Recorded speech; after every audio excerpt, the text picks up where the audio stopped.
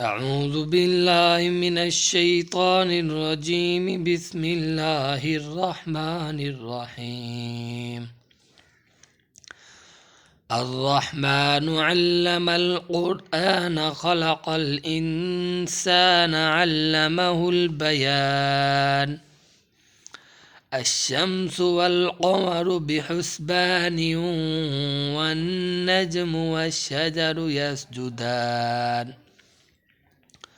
والسماء رفعها ووضع الميزان ألا تطغوا في الميزان وأقيموا الوزن بالقسط ولا تخسروا الميزان والأرض وضعها للأنام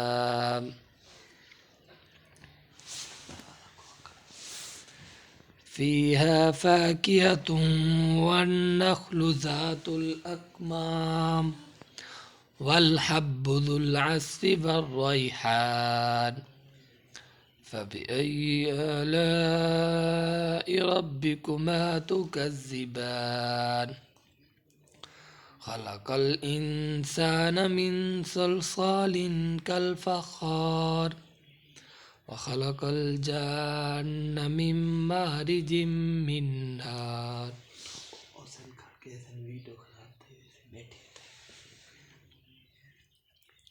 فبأي آلاء ربكما تكذبان رب المشرقين ورب المغربين فبأي آلاء ربكما تكذبان مرج البحرين يلتقيان بينهما برزخ لا يبغيان فبأي آلاء ربكما تكذبان يخرج منهما اللؤلؤ والمرجان فبأي آلاء ربكما تكذبان وله الجوار المنشآت في البحر كالأعلام فبأي آلاء ربكما تكذبان كل من عليها فان ويبقى وجه ربك ذو الجلال والإكرام فبأي آلاء ربكما تكذبان يسأله من في السماوات والأرض كل يوم هو في شأن فبأي آلاء ربكما تكذبان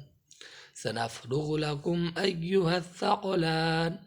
فبأي آلاء ربكما تكذبان يا معشر الجن والإنس إن استطعتم أن تنفذوا من أقطار السماوات والأرض فانفذوا لا تنفذون إلا بسلطان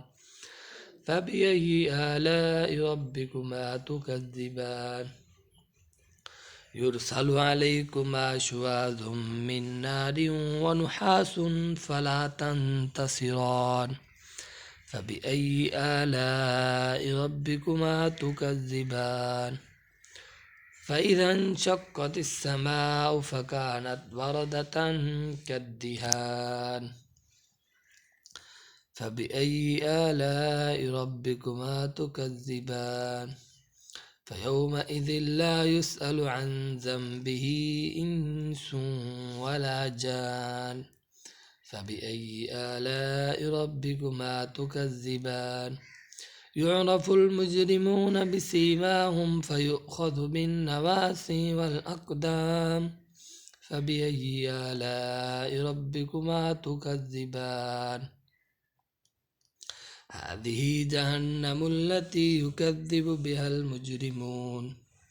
يطوفون بينها وبين حميم آن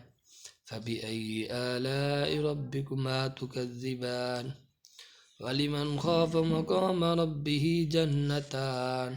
فبأي آلاء ربكما تكذبان ذواتا أفنان فبأي آلاء ربكما تكذبان فيهما عينان تجريان فبأي آلاء ربكما تكذبان فيهما من كل فاكهة زوجان فبأي آلاء ربكما تكذبان متكئين على فرش بطائنها من استبرق وجنى الجنتين دان فبأي آلاء ربكما تكذبان فيهن قاصرات الطرف لم يطمثهن إنس قبلهم ولا جان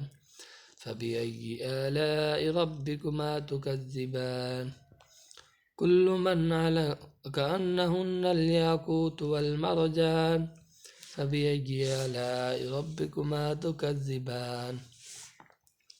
هل جزاء الإحسان إلا الإحسان فبأي آلاء ربكما تكذبان ومن دونهما جنتان